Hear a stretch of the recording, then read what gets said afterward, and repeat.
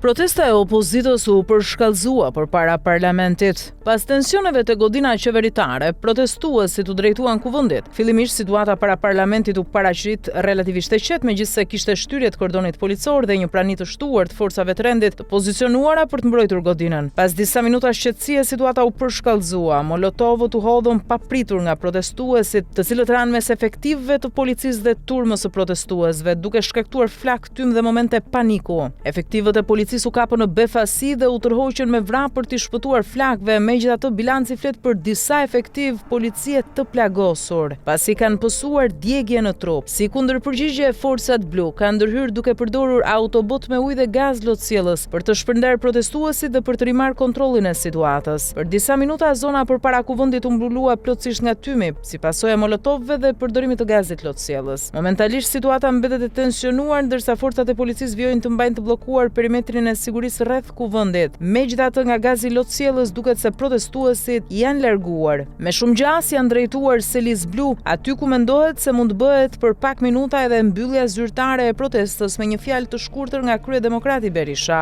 Ndryshe nga sa ky i fundit kishte paralajmëruar gjatë ditës se protesta do të ishte plotësisht e qetë. Nuk ka ndodhur kështu, madje sotmja ka qenë më e përshkallëzuar se sa protesta e fundit. Përposa asaj që ndodhi përpara kryeministrisë, ajo që ndodhi përpara parlamentit u duk në një moment se mund të precipitonte edhe më keq, duke lënë pas një bilanc të rëndë. Megjithatë, edhe bilancin e saktë të kësaj proteste nuk e di mende, pasi në orët në vijim do të mësohet bilanci të plagosurve, i dëmeve apo edhe i personave që do të përfundojnë në pranga.